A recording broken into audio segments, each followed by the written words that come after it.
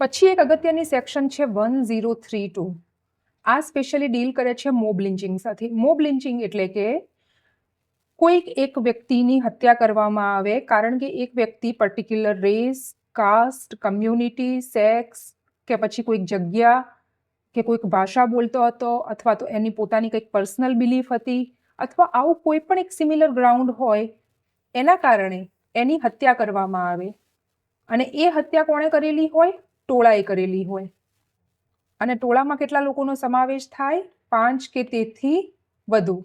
તો 5 કે તેથી વધુ લોકો ભેગા થઈને જો કોઈક એક વ્યક્તિની હત્યા કરે અને હત્યા પાછળનું કારણ આ પ્રકારનો હેટ્રેડ, આ ટાઈપના કોઈ કારણ હોય તો એના માટે સ્પેશિયલ મોબ લિન્ચિંગની અલગ સેક્શન BNSની અંદર આપવામાં આવેલી છે.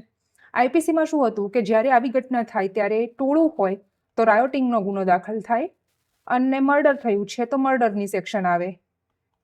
પણ મોબ લિન્ચિંગ એ એકચ્યુઅલી મર્ડર કરતાં પણ વધારે હિનિયસ ક્રાઇમ છે. સો BNSની અંદર સેપરેટ મોબ લિન્ચિંગની અલગ સેક્શન આપણને આ વખતે આપવામાં આવેલી છે.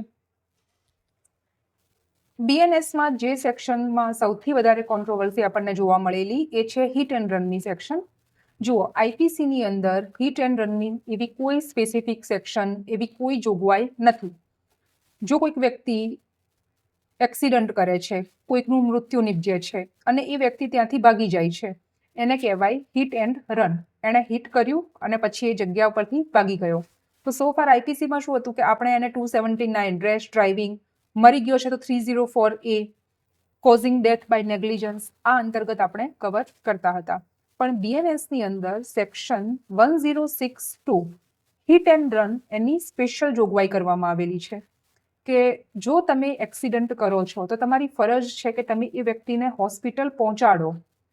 ઘણી બધી ડેથને અવોઇડ કરી શકાય છે જો એને ટાઈમલી હોસ્પિટલ સુધી પહોંચાડી શકાય તો સ્ટ્રિક્ટર પનિશમેન્ટ આપવામાં આવેલી છે હિટ એન્ડ રનની અંદર. એક્સિડન્ટ કરે જો ડ્રાઈવર અને હેલ્પ કર્યા વગર ભાગી જાય તો એ સંજોગોમાં સ્ટ્રિક્ટર પનિશમેન્ટ. કેમ? કારણ કે રોડ અકસ્માત વધતા જાય છે અને ડ્રાઈવરની એકાઉન્ટેબિલિટી ફિક્સ કરવી જરૂરી હતી. પરંતુ થયું શું કે આ જે પર્ટિક્યુલર સેક્શન હતી એનો પ્રોટેસ્ટ કરવામાં આવ્યો ટ્રક અને ટ્રાન્સપોર્ટ યુનિયન દ્વારા. જે ટ્રક ડ્રાઈવરો હતા એમણે સારો એવો વિરોધ કરેલો, યુનિયન્સે સારો એવો વિરોધ કરેલો અને એમનો પોઈન્ટ એકચ્યુઅલી જેન્યુઇન હતો. એમનો પોઈન્ટ એવો હતો કે જ્યારે કોઈ પણ એક્સિડન્ટ થાય છે ત્યારે લોકો ટોળાનો એટલો બધો આક્રોશ, એટલો બધો રોષ હોય છે કે જો એ ટ્રક ડ્રાઈવર એ જગ્યા છોડીને ના જાય તો ચાન્સીસ છે કે ટોળું એને મારે અથવા તો ઘણા સંજોગોની અંદર બિલકુલ ટ્રક ડ્રાઈવર કે જે વાહન ચાલક હોય છે એનું મૃત્યુ પણ થતું હોય, એવા પણ કિસ્સા છે. તો એમનો ખાસ આક્રોશ હતો કે અમે જગ્યા છોડીને જો જતા રહીએ છીએ તો એનું મેઇન રીઝન છે અમારા પોતાના જીવની સેફટી. અને એ પ્રોટેસ્ટ એકચ્યુઅલી એટલા હદ સુધીનો હતો કે જ્યારે BNS અમલમાં આવેલ ત્યારે આ પર્ટિક્યુલર સેક્શન 1062 એના સિવાય સમગ્ર BNS અને BNSS એને ઇમ્પ્લિમેન્ટ કરવામાં આવેલો. જુઓ, હવે આપણે BNSની વાત કરતા હોઈએ ત્યારે બીજો એક કોન્ટ્રોવર્શિયલ પ્રોવિઝન એ છે સેક્શન 377 આઈપીસી રિલેટેડ. સેક્શન 377 શું હતું? Unnatural intercourse, carnal intercourse against the order of nature with any man, woman, animal. આમાં આવતું હતું સેમ જેન્ડર સેક્સ.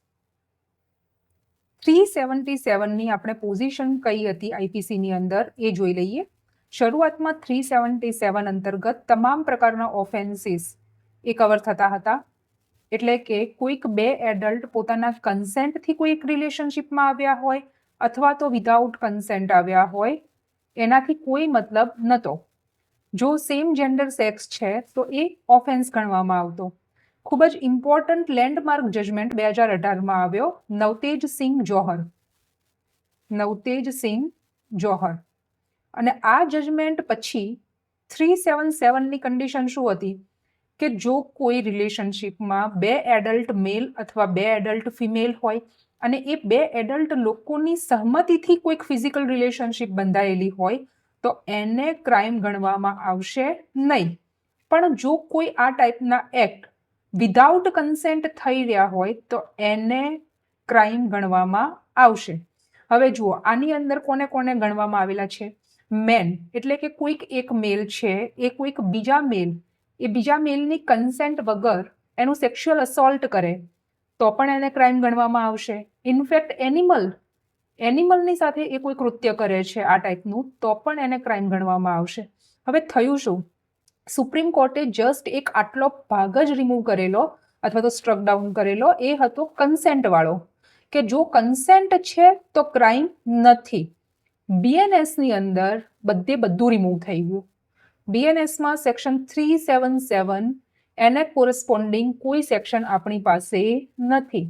એટલે રાઈટ નાવ કોઈક એક મેલ દ્વારા બીજા મેલનો, અથવા તો માની લો કે કોઈક બીજી જેન્ડર છે, અથવા તો કોઈક એનિમલની સાથે આવું કૃત્ય જો કોઈએ કરેલું છે તો એના માટે BNSમાં કોઈ સેક્શન, સ્પેસિફિક સેક્શન જે 377 IPCમાં હતી એવી કોઈ સેક્શન અત્યારે આપણને BNSમાં મળતી નથી. ઇનફેક્ટ નવા કાયદા અમલમાં આવ્યા એના પછી એક યુપીની અંદર જ મેટર હતી કે એક છોકરાએ, 23-24 વર્ષનો છોકરો હતો, એણે સુસાઇડ કર્યું કારણ કે બીજા અમુક મેલ એ લોકોએ એનો સેક્સ્યુઅલ એસોલ્ટ કરેલું અને એટલા માટે એ વ્યક્તિ જે 23 વર્ષનો છોકરો છે એને સુસાઇડ કરી દીધેલું.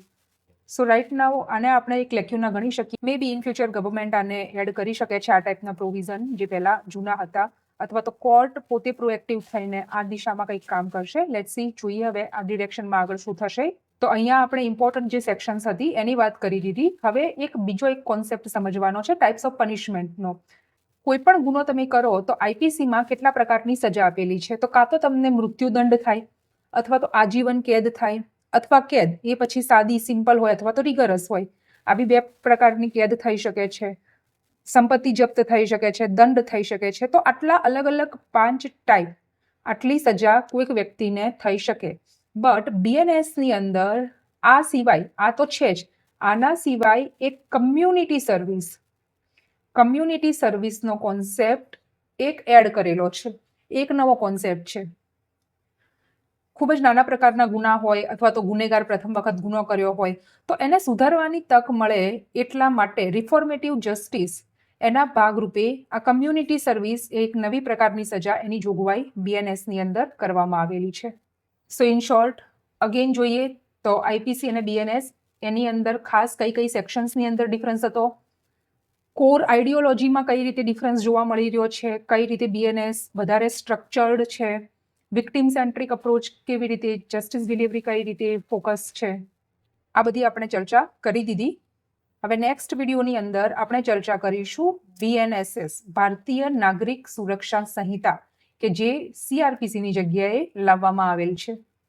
તો મળીએ આપણે નેક્સ્ટ વિડીયોમાં. જય હિન્દ.